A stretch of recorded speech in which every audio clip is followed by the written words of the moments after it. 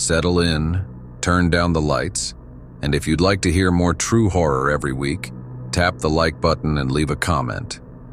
Now, let's begin.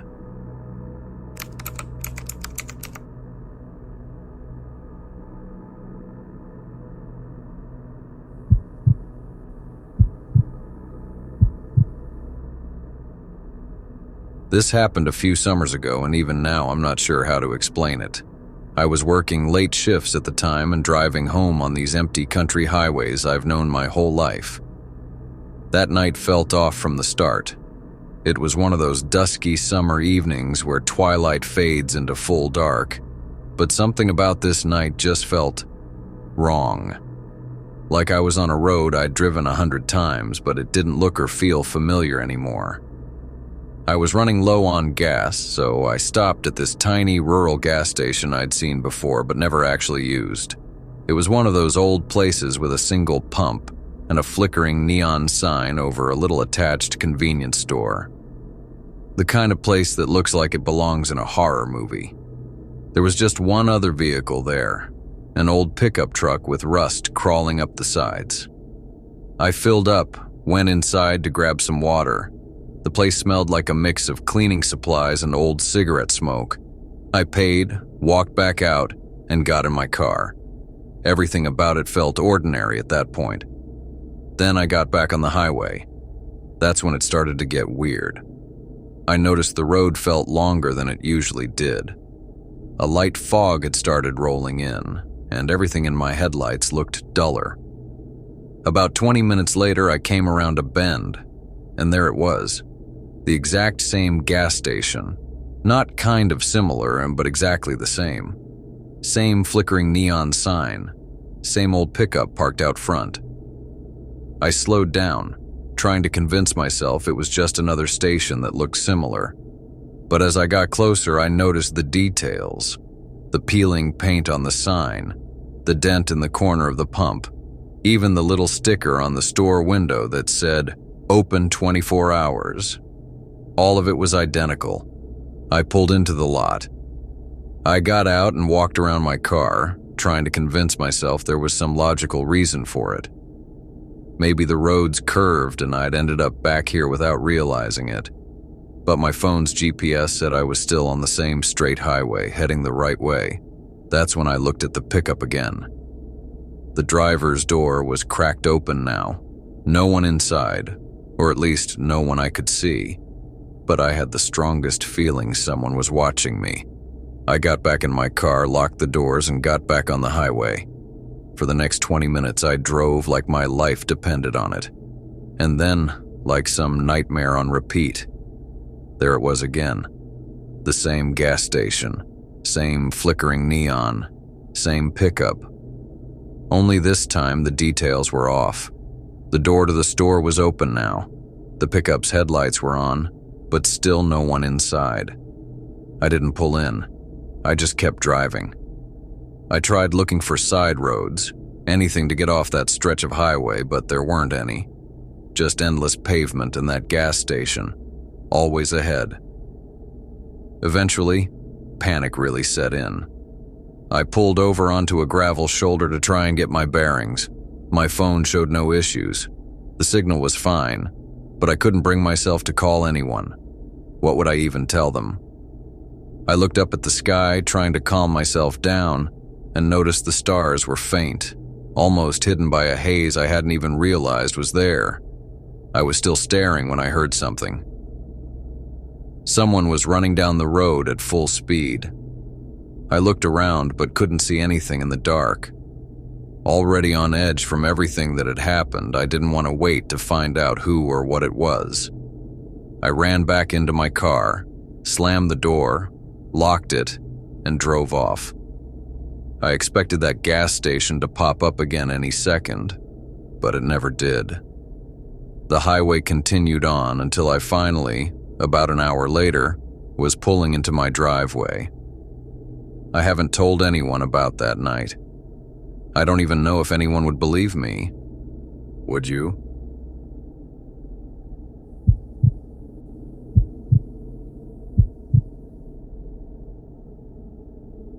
I had always preferred the newer bathrooms in the basement of our school. They were quieter, cleaner, and honestly, I liked the feeling of privacy down there, away from the crowded hallways and noisy classrooms. That day, I had just slipped in between classes, thankful for a few minutes alone when the lockdown alarm blared over the intercom. We'd had drills before, but the tone of this announcement didn't feel like a drill. The principal's voice was tense, clipped, urgent. Lockdown! Lockdown! Remain in your rooms and secure yourselves immediately. The hairs on my arm stood on end as I realized I wasn't in a classroom. I was alone in the basement bathroom. I ducked into the stall farthest from the door, fumbling to lock it. My heart pounded as I tried to make myself as small as possible, crouched on the cold tile floor. Minutes passed. The muffled sounds of footsteps above echoed through the basement, but I couldn't tell if they belonged to teachers securing the building, other students panicking, or something else. Suddenly, the lights went out. I yelped, dropping my phone on accident, but I caught it just before it hit the floor. My hands shook as I turned it on again. Everything else was pitch black. Then I heard the door to the restroom area creaked open. I pressed my back as far against the cold metal of the stall as I could. The steps came softly, barefoot on the tile, moving closer to my stall. I wanted to call out, to ask who was there, but I was too afraid. The steps stopped. My whole body was shaking. Then I heard a knock against the stall door. Panic hit me in full force. I pressed my entire body against the door, hands gripping the cold metal, knees braced against the floor. And then something pushed back. Slow, steady. Enough that I felt the pressure through my arms and chest. Tears burned my eyes as I shouted and screamed. I could feel it, whatever it was, just toying with me, waiting for me to crack. The pressure kept coming. It was relentless, and I clutched the lock like my life depended on it. And then, just like that, the lights flickered back on. All there was now was silence. Total, suffocating silence. I sank against the stall door, shaking, too scared to move, straining to hear anything at all. But there was nothing. I don't even know how long I stayed there, paralyzed. Finally, I dug my phone out of my pocket and sent a quick text to my friend. Come to the basement. Now, please. I don't know what's happening. Minutes felt like hours until I finally heard someone approaching. It was my friend Clark. It's okay. You're safe.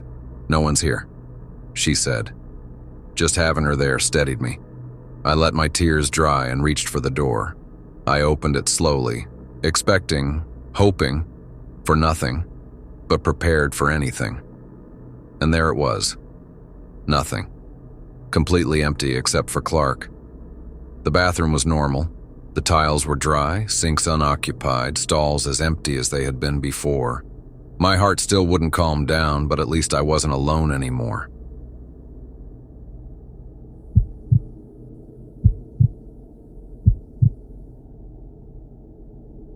I've always loved camping alone.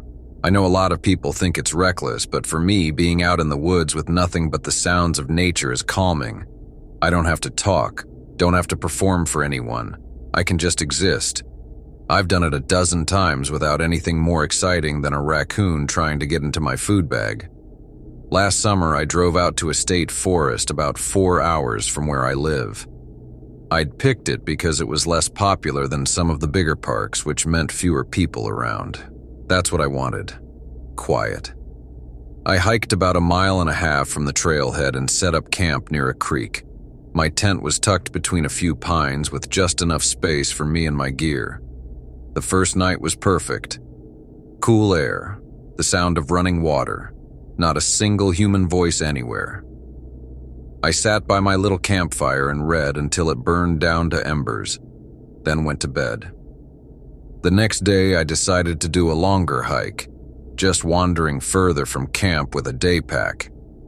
I followed the creek for a while, then cut up through a thicker patch of woods. Around mid-afternoon, I stumbled onto a clearing I hadn't seen on my map. It was maybe 30 feet across, almost circular, with grass and ferns instead of the usual undergrowth. The thing that caught my eye immediately was the backpack in the middle. I thought someone had left it there to mark the spot or maybe gone to grab water, but when I walked closer I realized it wasn't just dropped, it was ruined. The front pocket was ripped wide open and the straps were shredded. The material looked slashed more than worn out, but what bothered me was that the pack didn't look old. It was a modern brand, still pretty clean, like someone had bought it in the last year or so. I knelt down and checked inside. A torn notebook with a few blank pages left, some crumpled wrappers, and a cracked water bottle. No ID, no phone, nothing that told me who it belonged to. There was one page that said something I'll never forget. "Don't go near the whistling, it's not human." I sat there, not sure if this was a joke or not. That's when I noticed the trees. All around the edge of the clearing, several trunks had long scratches running down them. I thought of bears, but the lines were too neat and evenly spaced. It was like something sharp had been dragged across with intent. Some of the scratches went 3 or 4 feet high, others closer to eye level. I remember this uneasy feeling settling in. If it was an animal, why only here? Why the backpack left in the middle? I was still crouched over the pack when I heard it. A soft crack, like a foot snapping a twig. I whipped my head up and looked around the trees, but I saw no one. I convinced myself it could have been a deer, but deep down I didn't fully believe it. Then I heard it again. It wasn't a twig this time, but the faint crunch of leaves. Closer. "Hello? Someone there?" No answer. I picked up my pace and started backing out of the clearing, eyes darting between the trees. Every instinct told me I wasn't alone. The scratches, the ruined pack, the note. It all felt wrong. The sound came again, off to my left. I turned and headed quickly back the way I'd come, keeping my flashlight sweeping between trunks. My heart was pounding so hard I could hear it in my ears. After maybe 5 minutes of fast walking, I finally recognized the creek and followed it back to camp.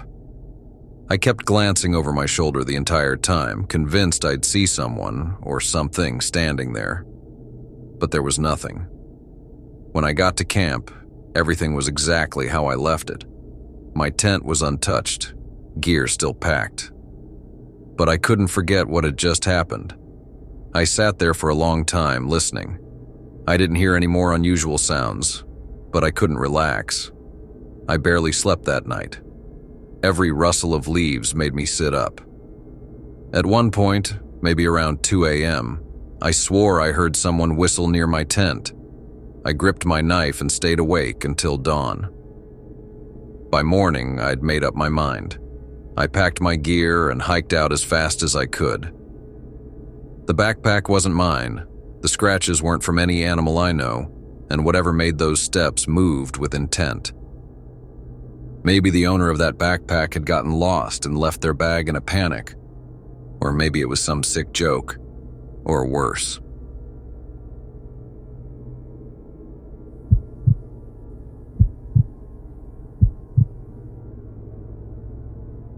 I've never shared this publicly before, but something happened to me a few months ago in my apartment, and it still gives me chills.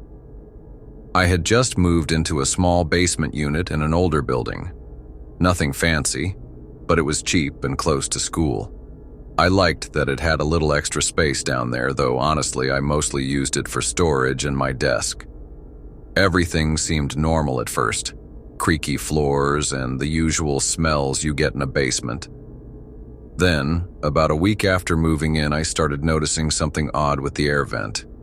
It's one of those old rectangular ones in the corner. Metal grate, easy to remove.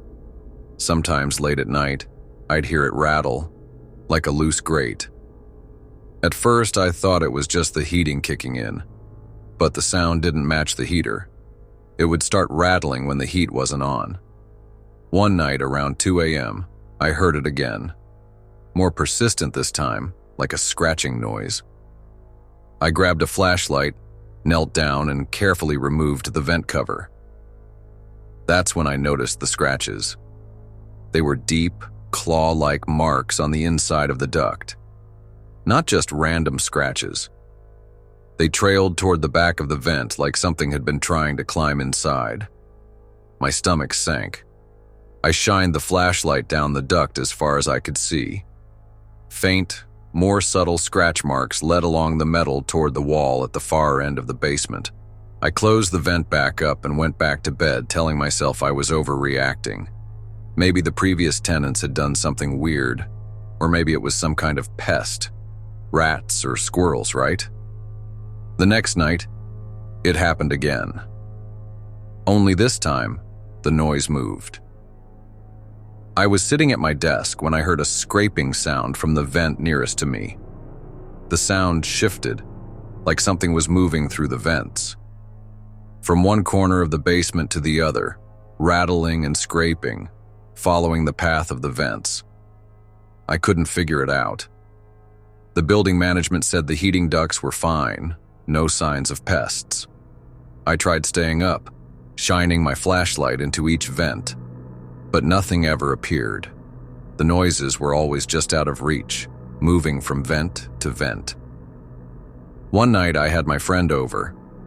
We were trying to joke about it, calling it a vent monster, but then it started again. The vent closest to me rattled violently, then the next one over, then another across the room. My friend stopped joking and just stared at me, wide-eyed. Neither of us said a word as the sound slowly circled the basement. After that night, I installed a temporary vent cover and taped it in place. I moved my desk, kept my bedroom door closed. I still hear faint scratching sometimes, especially when it's quiet outside. I've checked the vents multiple times since then. Nothing moves inside. No one's in the building. No signs of entry. But those scratch marks have to be related to whatever it is. Could it be human? As I'm writing this, it's quiet, but I have no doubt it'll start again soon. I've considered installing a small security cam to see if I can catch whatever it is on video. I'll send in an update once more stuff happens.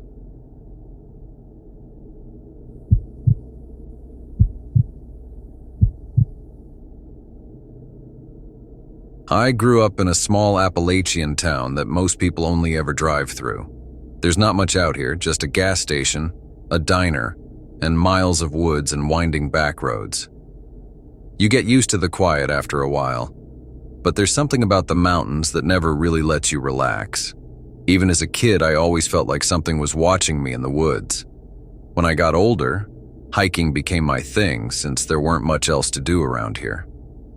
I liked that there were no other people, no noise, just me and the trees and nature. By last year, I'd covered just about every local trail, so when an older guy at the general store mentioned an old ridge path that wasn't used a lot anymore, I was curious.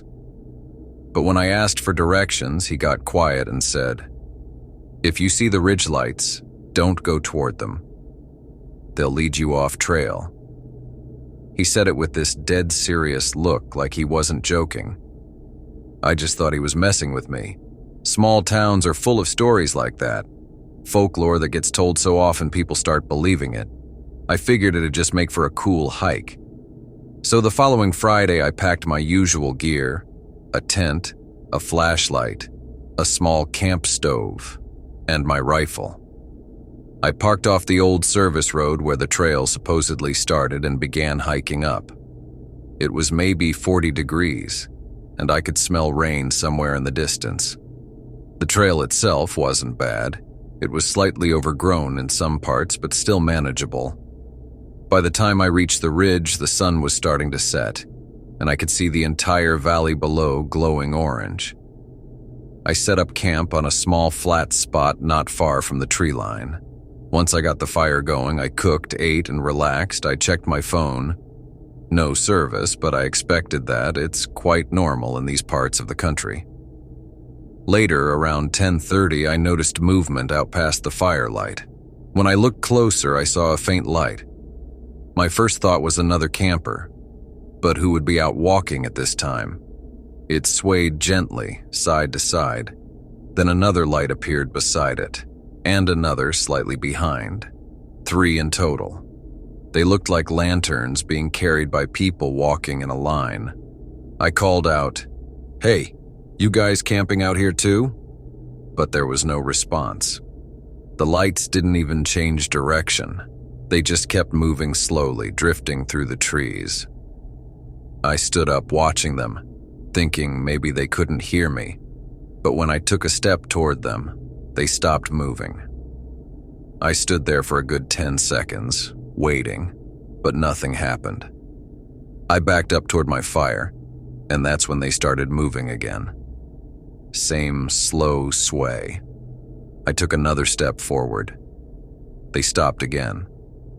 I didn't want to believe what I was seeing, but it was like they were aware of me, reacting to what I did.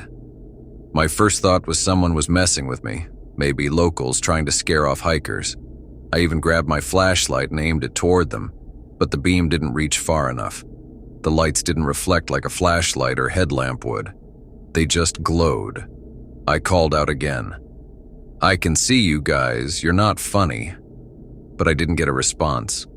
The lights just kept that slow, steady motion until, all at once, they began to rise, lifting upward, higher and higher, until they hovered above the ridgeline. I watched as they hung there for what felt like forever. Then, one by one, they blinked out. I sat by the fire until it burned low, not sure of what I had just witnessed. After some time, I gathered my thoughts. I walked over to the spot where I'd seen the lights. There were no signs that anyone had been there. Out of nowhere, I felt a tap on my shoulder. I turned around instantly, but no one was there. I'd had enough. Starting to feel uneasy, I decided to walk back to my camp. As I was walking, I looked back toward the trees where I'd just been, and as I looked, I heard someone saying, "You shouldn't be here." It was very low. I barely heard it, but it was there. I began to walk faster.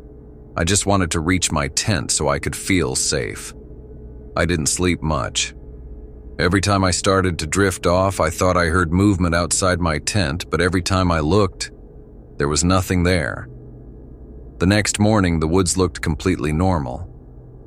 Birds were back, the sun was out, and for a second I thought maybe I'd dreamed the whole thing. But then I noticed something strange. The ashes from my fire pit were scattered, like someone had kicked through them during the night. There were also faint impressions in the dirt near my tent. Not full footprints, just patches of disturbed soil. I packed up fast and started heading down. About halfway back, I ran into a park ranger's truck parked near the lower trail access. The ranger, an older guy with a beard and sunburned face, waved me down and asked where I'd been hiking. I told him I'd camped up by the ridge, and his whole expression changed. He asked, "You went up there last night?" I nodded. He sighed and said, "That area's closed." "Been closed for years. You didn't see the signs?" I told him there weren't any, just a worn-down path. I mentioned the lights, thinking maybe he'd tell me it was from other campers or some kind of equipment, but he didn't. He just looked at me for a long second and said, "Those aren't people. You should stick to the marked trails." I didn't press him for any details. I just kept walking until I reached my car. I haven't been back since. Locals still talk about the ridge lights sometimes, usually as a warning, sometimes as a story to scare tourists. But no one ever says what they are. And I've stopped trying to figure it out.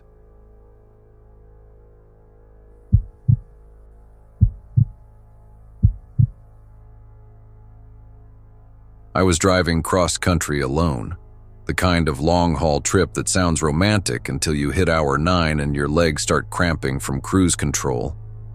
I was somewhere in West Texas, All there was around was dead grass and the silent sky. I'd been driving since early morning and it was nearing midnight. My gas gauge dipped below a quarter, and I figured it was a good time to stop. A glowing sign appeared in the distance like a mirage. Alton's Fuel and Food. It looked like one of those independent truck stops.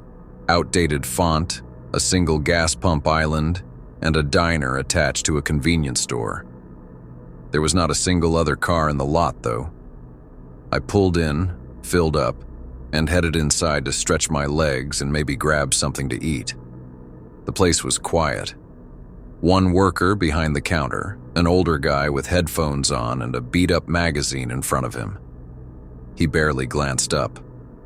There was a metal rack of pre-wrapped sandwiches near the back and a door to the restrooms tucked beside it. The bathroom lights were flickering like every horror cliché.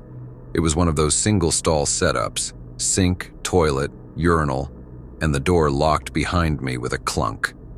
I did my thing, splashed cold water on my face, stared at my reflection, and then suddenly the door handle began to rattle. I figured someone was just trying to check if it was occupied. I called out, "Occupied!" loud enough to be polite but firm. The rattle stopped for a few seconds. Then it started again, but more forceful. I backed away from the sink. "Yo, someone's in here." They just kept pulling the handle. I was about to confront whoever it was, but then it stopped. I waited maybe 30 seconds before unlocking the door. No one was outside, not in the hall, not near the shelves. It was quiet as a church. The guy behind the counter was still reading, didn't even glance up. I walked over and asked him if someone else had come in. He took out one earbud and squinted at me.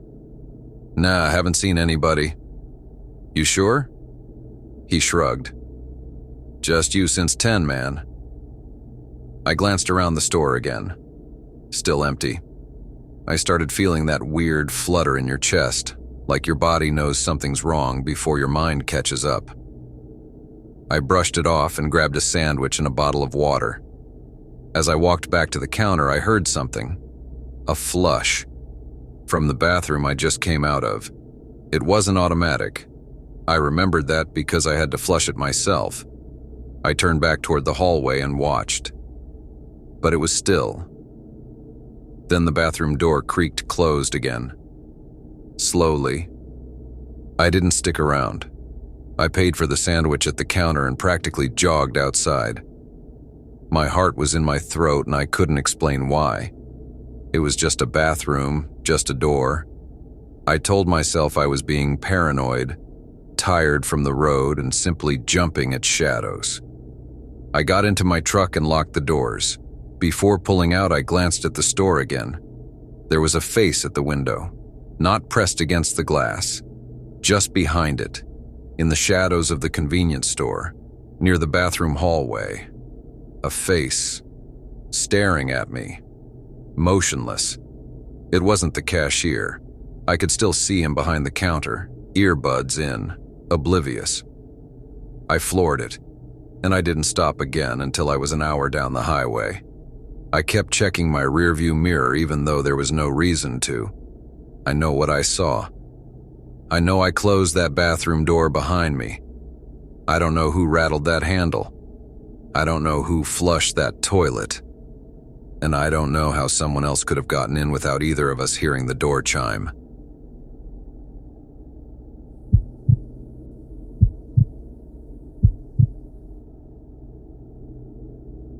I've been with the department for 15 years now, long enough to know that most calls we get turn out to be nothing. False alarms, misunderstandings, lost hikers who walk out before we even find them. But there's one call I worked back when I was in District 4 that I still think about more than I probably should. It started as a missing persons report. A 29-year-old guy from out of state, supposedly hiking alone through a stretch of woods that bordered 3 different jurisdictions. He'd sent a GPS ping to his girlfriend before losing service, somewhere deep inside our district lines. Normally, search and rescue would handle something like that, but since the last coordinates were close to private property, me and my partner were sent out first to check. We left around 9 p.m. It was early fall, cool enough that you could see your breath, but not freezing.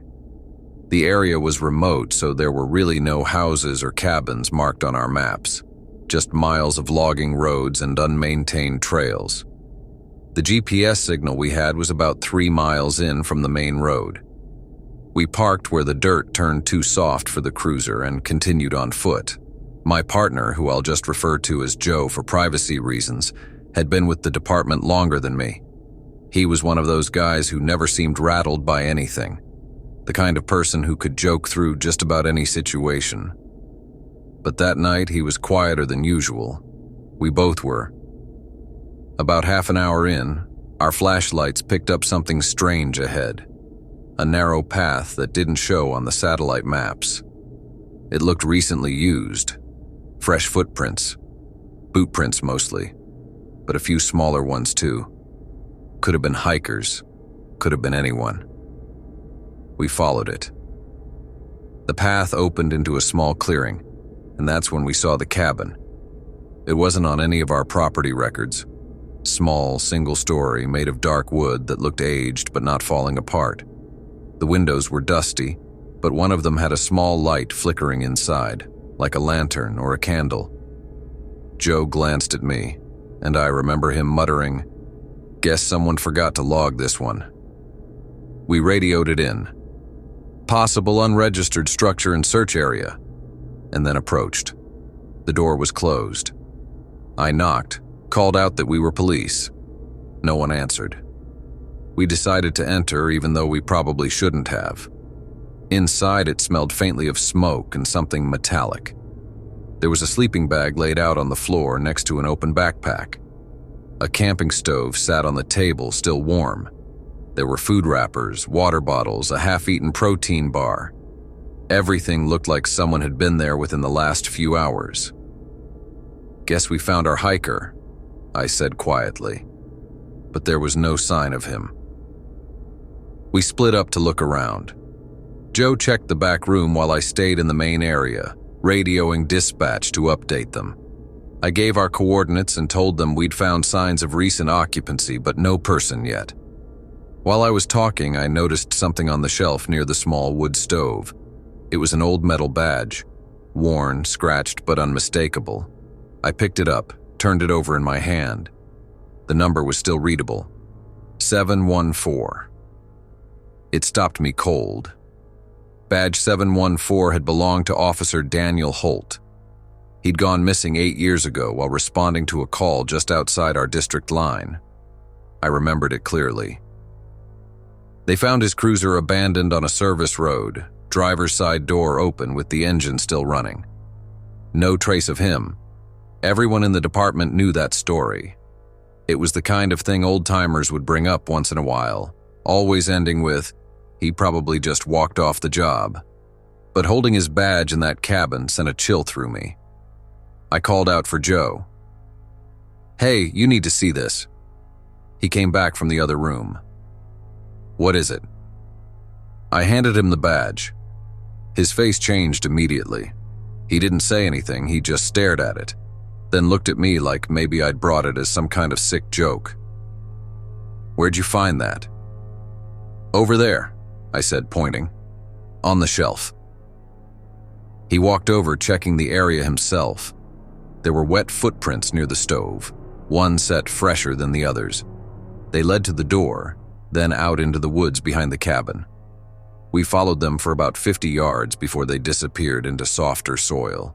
I swear we both heard something move deeper in the trees, a faint crunch, like someone stepping just out of view. But when we called out, no one answered. We went back inside and decided to take photos and document everything. When I took a shot of the table, I noticed something I hadn't before.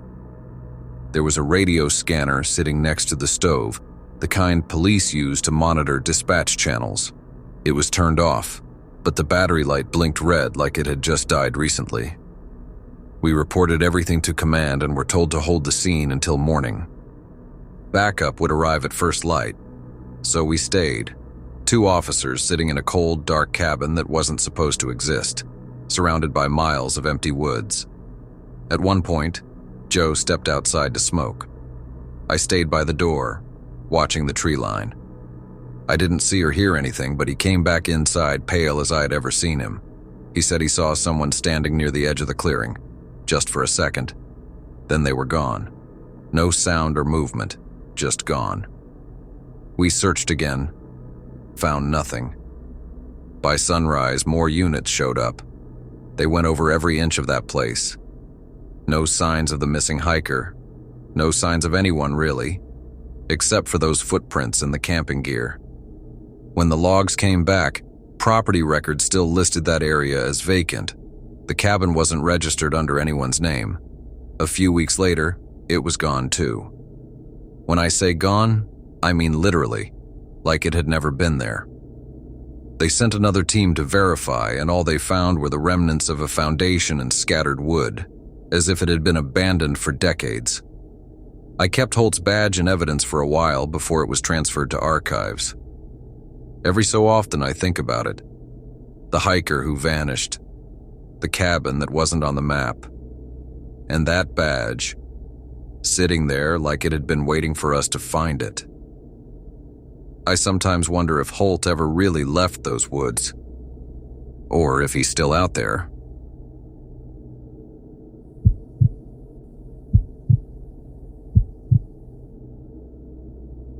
I'm not the kind of person who believes in supernatural stuff. I like horror movies, sure, but I've always chalked it all up to stories and overactive imaginations. That changed last fall, though. What happened that night in the woods outside my town? Yeah, I can't explain it. I've tried. It's been months and I still can't forget it. My buddy Alex and I were bored one Friday night, just hanging out, talking about random stuff. We'd had a couple beers earlier, and he brought up this old trail out by the reservoir that people always said was haunted.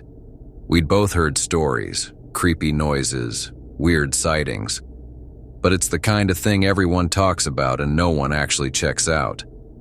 So, being the idiots we are, we decided to go. We got out there a little past 11. It was cold and quiet. We parked by the gate and climbed around it, each of us with a flashlight. We walked maybe a mile in before stopping. The trail was barely visible, more like an animal path at that point. Alex thought it'd be funny if we split up for a bit just to mess with each other. I told him that was stupid, but he laughed and said, "Come on, it'll make a better story later." So, I gave in. He went left and I kept straight, agreeing we'd meet back at the car in 20 minutes. It was fine for a while. Just me and the beam of my flashlight. However, it didn't take long before I started hearing branches breaking in the distance somewhere off to my right. I figured it was Alex trying to scare me, so I called out, "Nice try, dude, not falling for it." No answer. Just silence. A minute later, I heard it again. I swung my flashlight toward the sound, and for a second, I thought I saw something pale, like off-white, behind one of the trees. I stood still. It wasn't a full body, just the edge of something peeking out. Then this hand slowly came around the trunk.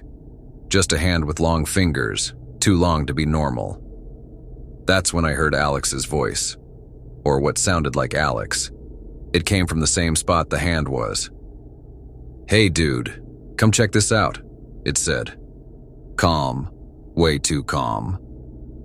Every hair on my body stood up, because I knew it wasn't Alex. I took a step back. My flashlight was still locked on that tree. The hand slipped out of sight. I whispered, "Alex?" But nothing replied. I kept backing away. My breathing was loud. Then something moved, fast. Not toward me, but behind the trees like it was circling. I panicked and ran. I don't remember much of the run, just the flashlight beam jumping around and what felt like forever to get back to the car. I yelled Alex's name over and over, screaming until my throat burned. But all I heard was more cracking sounds, sometimes from behind me, sometimes from nowhere. Then I saw Alex standing ahead on the trail. I ran up to him, out of breath, and grabbed his shoulder. "We need to go, man. Right now," I said. I told him what I'd seen, what I'd heard. He didn't seem shocked. He was calm. Too calm. No jokes, nothing. Just staring at me with this empty look. "Where'd you say you saw it?" he asked. "Forget that," I snapped. "Let's get out of here." But he didn't move, just kept standing there. I noticed something was off. His clothes looked right, his face looked right, but his eyes... He wasn't blinking, not once. Then behind him, deeper in the woods, another flashlight flickered. I heard someone yelling, "Hey Jason, over here!" It was Alex's voice again. The real one. Whatever was in front of me turned its head toward the sound, and I swear to God its mouth stretched open like something out of a horror movie. I stumbled back, shined my light right at its face, and for a split second its expression broke. It looked angry and evil. Then it darted off into the trees so fast I barely saw it move. A few seconds later, the real Alex came crashing through the brush. He looked terrified. "Man, what the hell happened? I've been calling you for 10 minutes." I was in a state of shock from what I had just seen. He snapped me out of it, and together we ran back toward the car. When we got back to town, we sat in the parking lot of a gas station for almost an hour. Alex swore he never left the path, never tried to mess with me. He said he heard me calling him from somewhere else the same way I'd heard him. We went back in daylight 2 days later. The tree where I'd seen the hand, it had long scratches on it, deep ones, like claws or nails dragged through the bark. When we saw that, we hurried out of there and never returned.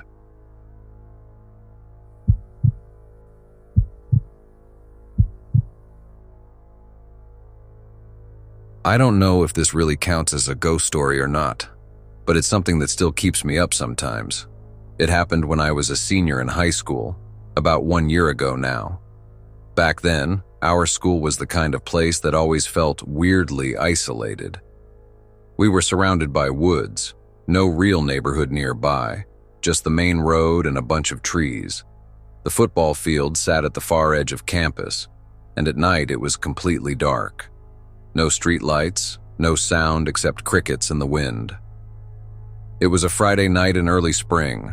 A few of us, me, my buddy Ryan, and 2 girls we were close with, decided it'd be funny to sneak onto the field after dark. We'd done dumb stuff before, like hanging out on the roof of the gym or exploring the maintenance tunnels under the stage, so this didn't feel like anything new. We just wanted to chill, listen to music, maybe drink a couple beers we'd borrowed from Ryan's older brother. We parked about a block away and walked in through the back fence where part of it was bent up. It was close to midnight, and the whole place was dark. We turned on our phone flashlights so we could see where we were stepping. Half the field was still muddy from rain earlier that week. Once we got to the bleachers, we sat near the top row, set up a speaker, and just talked. It was quiet and weirdly peaceful.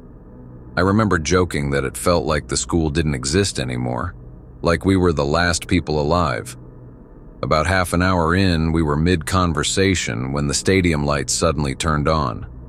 It was so bright it hurt to look at. We all jumped up, thinking maybe a janitor or security guard had caught us. But the parking lot was still empty. The press box was dark. The school building in the distance had no lights on. Ryan shouted, "Hello? Anyone here?" But there was no reply. That's when Sarah, the quieter of the 2 girls, pointed toward the far end of the field. "Who's that?" she said. There was someone standing near the fence line. At first, I thought it was just a trick of the light or maybe a scarecrow from practice, but no, it was a man. He was facing us perfectly still. Could have been a teacher, maybe a groundskeeper, but he wasn't moving. Ryan called out again, "Sorry, man, we'll go." We started to gather our stuff, trying to laugh it off like it wasn't a big deal. But then Sarah whispered, "He's closer." I looked again, and she was right. He wasn't at the fence anymore. He was standing maybe halfway across the field now, still completely still. We crouched down between the bleacher seats. The field lights buzzed for a second longer, and then cut off all at once. We were left in total darkness. I don't know why, but that silence right after the lights went out was the worst part. You expect to hear footsteps or something, but there was nothing. Just our breathing. "Let's just go," I whispered. We started moving down the bleachers quietly, trying not to make the metal creak. We hit the ground and started heading toward the hole in the fence we came through. Halfway there, the lights came back on again, and this time, the man was standing just a few yards from us. I swear to God, his face looked wrong. It was like his expression didn't match the way he was standing. He had his arms at his sides, stiff, head tilted slightly. None of us said a word. We just ran. Ryan led the way, and we didn't stop until we were back at the car. When we finally looked back, the lights were still on, but the man was gone. Just the empty field glowing behind the fence. We drove out of there immediately. All of us were still trying to process what just happened.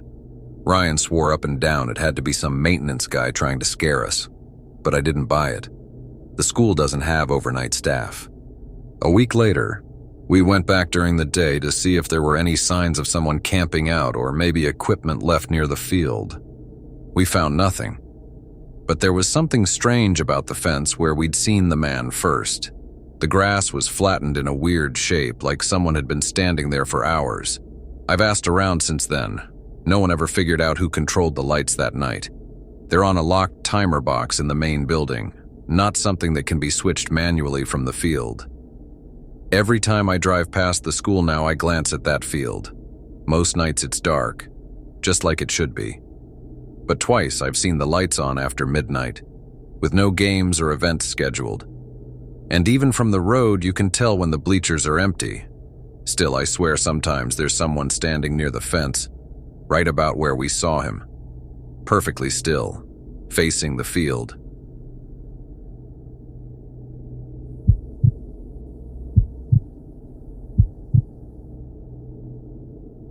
I'd been driving along a stretch of highway that felt like it led nowhere, but straight into the night when my car broke down about an hour earlier. My phone was dead, and I had no cell signal. The sun was low, and the sky was fading to gray. I'd been hoping to make it to the next town by now. With no other option, I started walking. After what felt like miles, with nothing but dark trees and broken fences on either side, I saw a sign. It was for a motel, a cheap place. I walked in, hoping for a room where I could charge my phone, sleep, and figure out a plan in the morning. The front office looked like it hadn't changed since the 80s. I pushed the door open, and a bell tinkled overhead. Behind the desk was a man, maybe in his late 50s, with thinning gray hair and a worn-out polo shirt. He smiled at me, seemed friendly enough. He introduced himself as Carl, the manager, and said he'd be happy to help me find a room. I paid in cash for a single room, and instead of just handing me the key, Carl insisted on walking me to the door. I thought it was odd, but I was tired and cold, and I wanted to get settled, so I followed him without question. As we walked down the cracked concrete path, I noticed the other doors had no vacancy signs or were boarded up. Carl unlocked the door to the room at the very end, fumbled with the lock, and pushed the door open. The smell hit me immediately. Stale cigarette smoke and something else I couldn't quite place. The room was small, with faded wallpaper, a lumpy mattress, and a crooked picture hanging on the wall. The heating unit sputtered quietly near the window, your typical old motel room. Carl stood in the doorway, fiddling with the lock again to make sure it was secure. He told me if I needed anything to just call the front desk, and then he left. I locked it immediately, took a deep breath, and tried to shake the uneasy feeling that had settled over me. I tried to focus on the small comforts, a hot shower, a warm bed, and the hope that tomorrow would be better. The shower helped for a while, the hot water clearing the cold from my bones. But when I got into bed, exhaustion hit me harder than I expected. I lay down and almost immediately drifted off. I woke hours later, in the middle of the night, startled by a noise, the soft click of the door unlocking. My heart slammed against my ribs. every nerve in my body screaming to move, to scream, to do anything. But I stayed still, pretending to be asleep. I told myself it must be some kind of mistake, maybe the lock was faulty or the wind nudged the door. But then it opened and I heard someone enter, moving across the floor toward the bed. A shadow fell across my face and I felt a breath, heavy and warm, near my cheek. For what felt like forever, there was only silence. Then a voice, low and calm, whispered near my ear. "Just checking in." It was Carl. I swallowed hard, heart pounding so loud I was sure he could hear it. I didn't respond. He just stood there, his head 10 inches or so from mine. I wasn't sure of what he might do to me, but I kept pretending to be asleep even though I wanted to scream and run for my life. After what felt like hours, he slowly backed away and the door clicked shut behind him. I sat up unsure if it was just a dream. It felt so real. It had to be real. My hands shook as I searched for my phone. Miraculously, it had charged enough to turn on. I packed up as fast as I could, keeping my ears open for any other noises. At the front desk, Carl acted as if nothing had happened. When I asked about the door unlocking, he shrugged and said, "Must have been a malfunction." I didn't argue. I wanted to get away. I ran outside, thinking I couldn't be far from the town I was originally heading to. I started walking fast down the cracked pavement, hoping to put some distance between me and that motel, between me and Carl. After a few minutes, I heard footsteps behind me. I glanced back and saw him, Carl, emerging from the shadows. He was walking steadily, eyes locked on me. Panic flooded my veins. I broke into a run. The gravel crunched beneath my boots as I darted off the pavement and into the woods. Branches scraped against my jacket and face, thorns digging into my skin, but I didn't care. I pressed myself against a tree trunk, chest heaving, trying to steady my breath. I could hear Carl crashing through the underbrush somewhere behind me. I stayed silent, hoping I was hidden enough. Minutes stretched on like hours. His footsteps had faded. I waited, still too afraid to move, afraid he might still be out there searching. Eventually, silence fell. I crept forward, staying low, moving from tree to tree. When I finally reached the edge of the woods, I looked back one last time. No sign of Carl. I flagged down the first person I saw and begged for help. That night I realized how easily a simple place could turn into a nightmare, and how some people aren't what they seem.